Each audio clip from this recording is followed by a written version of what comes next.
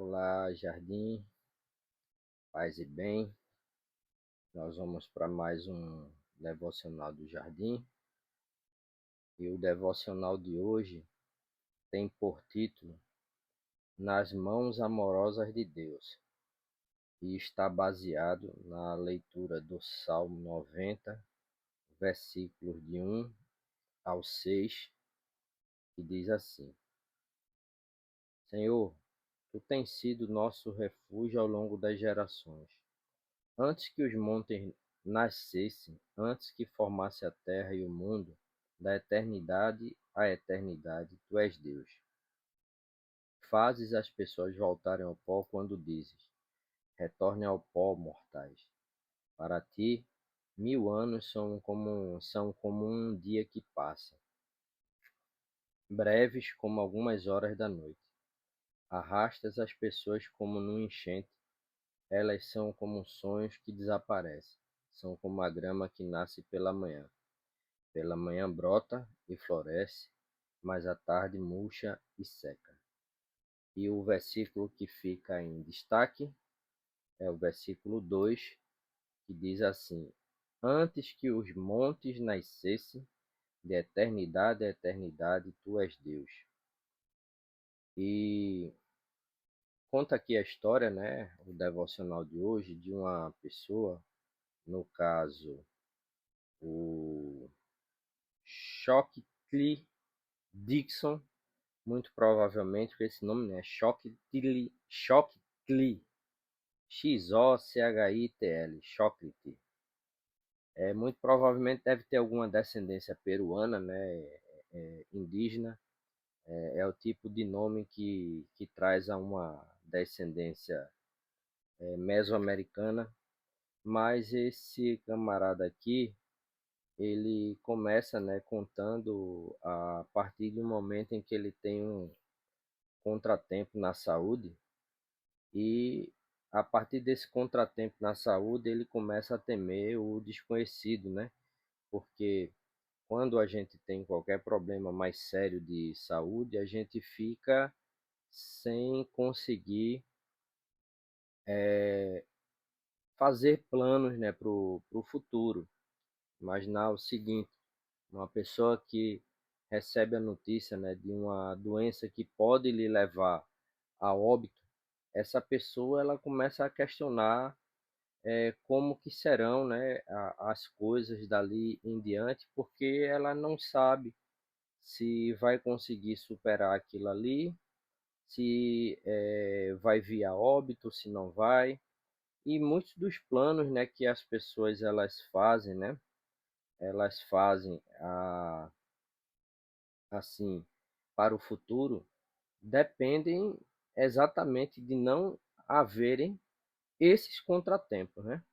Então, assim, eu posso falando, né, falando por mim, os irmãos e as irmãs sabem que durante a pandemia eu cheguei a ser internado, né, em virtude da Covid, fui entubado, aí fiquei naquela situação com risco grande de óbito. E assim, né, a gente tá ali naquele momento, quando a gente recebe a notícia, muita coisa que a gente planejava, né, para o nosso futuro, né, a gente começa a questionar, de, eita, e será que de repente está chegando a minha hora? Até porque a gente sabe, né, que uma das únicas certezas que a gente tem enquanto vivo é que um dia a gente vai passar pela morte, né? A gente, enquanto cristão, tem outra, né, que é de que a morte não é o fim, porque a morte a gente vai passar por ela, mas vai passar, porque mediante a fé em Cristo, né, e mediante o que o próprio Cristo nos prometeu, e mediante o seu sacrifício salvífico na cruz do Calvário, a gente entende que a morte é como se fosse um rito de passagem pelo qual a gente vai ter acesso a uma nova vida, né, uma vida na eternidade com Cristo. Então a gente, enquanto cristão, tem essas duas certezas, né? A certeza de que um dia vai morrer, mas a certeza de que a morte não tem mais poder sobre nós. Mas a gente fica questionando. E eu lembro que na época, né, quando o camarada falou lá que eu ia ter que ir para a UTI, ia ser entubado, eu não consegui avisar nem sequer a todo mundo que eu precisava avisar que eu ia passar por aquele momento, né?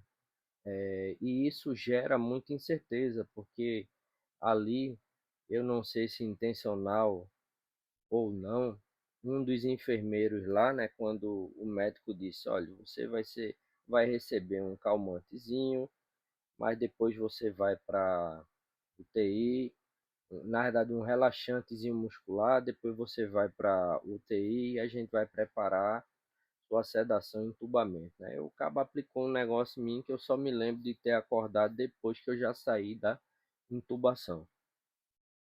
E assim, quando eu saí, que voltei para casa, que pego o celular, eu estava recebendo mensagem dos meus coordenadores e gestores, né, das escolas que eu trabalhava, porque eu não consegui nem avisar a todos. Então, a gente, né, muitas vezes a gente, em virtude desses contratempos que aparecem, a gente fica ali temendo, né, o desconhecido, porque tudo aquilo que é desconhecido para a gente, né, ele causa um estranhamento, causa incerteza. E esse mesmo camarada aqui, ele, ele disse o seguinte, que um dia ele lendo, né, um artigo da revista Forbes, ele soube que os cientistas eles tinham estudado o aumento da velocidade de rotação da Terra, né, declarando ali que ela oscilou um pouco, né, e que ela estava girando mais rápido ao ponto, né, de que eles poderiam exigir ali de que fossem tirados, né, um segundo, a remoção oficial de um segundo de duração de cada dia. Então vejam, essa mudança aí, ela é praticamente quase nada, né? Um segundo praticamente quase nada em termos do que é a velocidade de rotação da Terra. Mas para ele saber que a rotação da Terra, né, ela podia mudar, pareceu algo assim muito relevante, porque ele disse que até uma pequena instabilidade, certo? Se uma pequena instabilidade pode fazer a fé de uma pessoa vacilar, mas saber que Deus está no controle de tudo isso ajuda, por tabela, né? Ajuda a confiar nele. Não importa quão assustador ou quão desconhecidos sejam as circunstâncias que virão. Vejam, aí ele continua aqui dizendo, né, que pelo texto, né, é um salmo aqui, Moisés disse que antes que os montes nascessem, antes que formasse a terra e o mundo, de eternidade a eternidade tu és Deus. Então, antes de que tudo se formasse, Deus, ele já é Deus. Não dizer já era, né? Era, é e continuará a ser de eternidade a eternidade. E ele já decreta ali a sua autoridade infinita sobre a criação. Aí vejam, a criação de Deus é uma coisa tão perfeita que a terra ela está localizada em uma distância do Sol que permite reunir todas as condições necessárias para o surgimento e desenvolvimento da vida. E vejam que eu estava fazendo um estudo aqui, simulando aqui no chat GPT, né? Se a Terra ela fosse 10% da sua distância mais próxima do Sol, aí eu vi aqui que a temperatura média da Terra ela aumentaria algo em torno de 15,6 graus. Significa dizer que para a gente, por exemplo, aqui no Nordeste, aqui em Recife, com esse tempo, né, meio que esquizofrênico nosso, né, que a gente sai de dia, tá sol, daqui a pouco cai um toró, alaga a cidade, Então, nesse tempo louco, né, digamos assim, né, instável, esquizofrênico, né, que a gente tem, a média, né, dos dias mais quentes é em torno de 30, 31, às vezes 32 graus, né?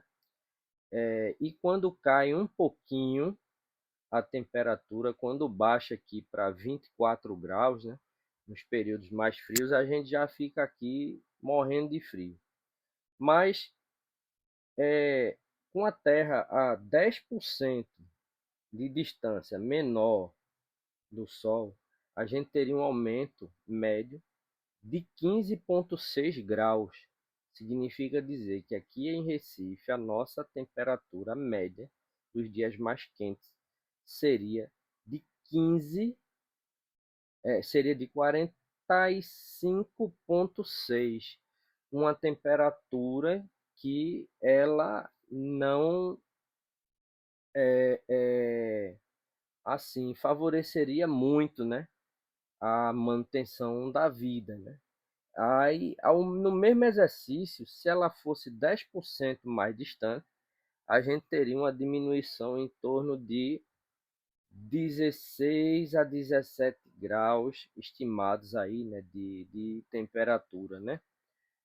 O que significa dizer que a nossa temperatura média aqui em Recife, ela seria na casa dos 13, 14 graus, né? E para a gente que é recifense com 12, com 24 graus, 23 graus, a gente já fica aqui em ponto de congelar.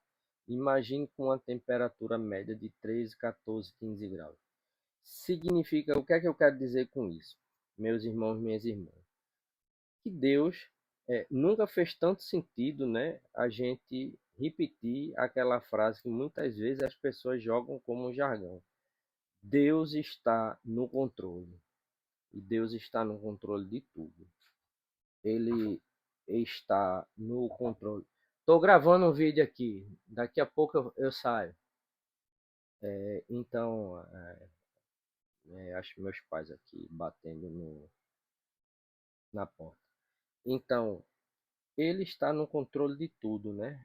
Nunca uma frase que soa como um jargão utilizado por muitos, ela fez tanto sentido. Dizer que Deus está no controle de tudo não é apenas um jargão, é a gente repetir aquilo que se encontra nas escrituras sagradas, né?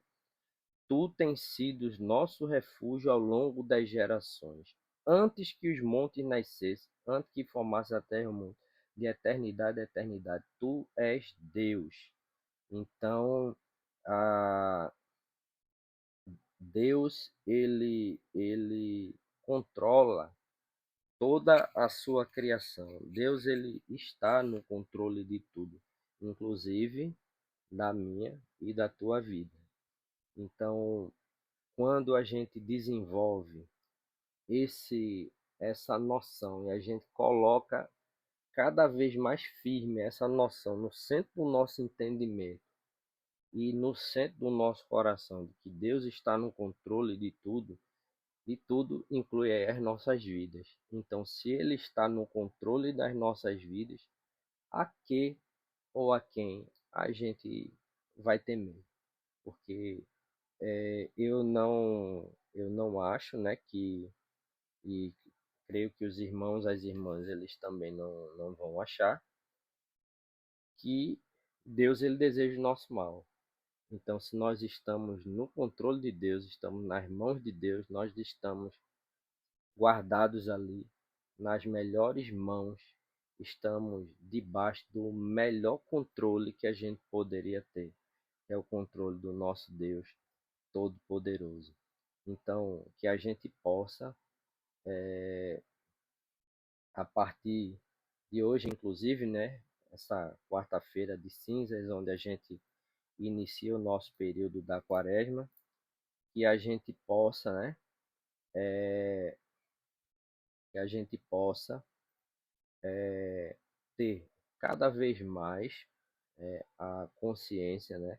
Parar para refletir naquilo que a gente tem feito ou não que de- desagrada, né, a Deus, e talvez uma das coisas, né, que a gente possa estar fazendo, às vezes até sem querer, que desagrada a Deus ou entristece o coração de Deus, é deixar de entender que Ele está no controle de nossas vidas. E Ele, no controle de nossas vidas, Ele garante para a gente todo o socorro, todo o auxílio, toda a proteção e todo o amor que, pela sua infinita graça, Ele consegue nos, nos dar. Então, que a gente entenda isso e louvado seja o nome do Senhor. Vamos orar. Eu vou só aqui pegar os pedidos de oração e essa, os irmãos já perceberam, né? Essa devocional está sendo gravado porque a gente vai ter hoje o nosso culto, o ofício de cinzas, né? Então, ah, hoje o devocional ele vai ficar aqui o registro gravado. Então, tem os pedidos de oração aqui na lista.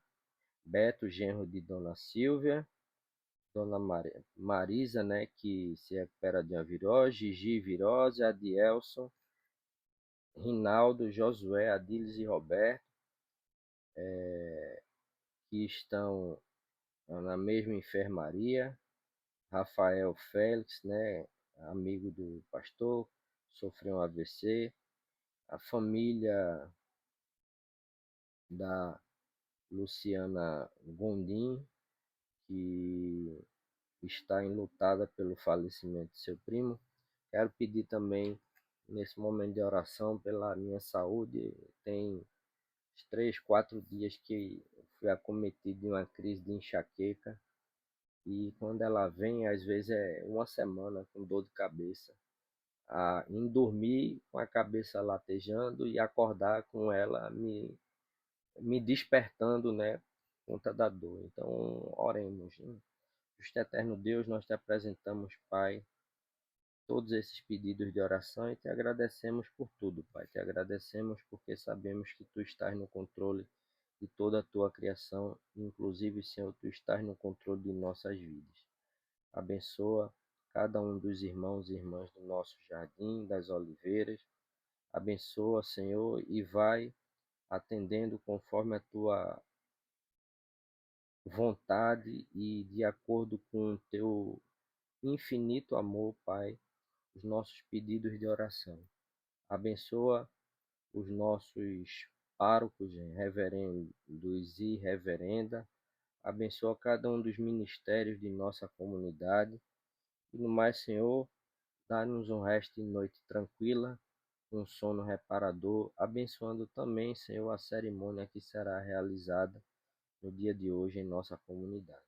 Fica conosco. É assim que eu te oro e te agradeço, em nome de Jesus. Amém. Amém, meus irmãos e minhas irmãs. Desculpem pela interrupção aqui, bateram aqui na porta, mas faz parte. Fiquem com Deus e até o nosso próximo devocional.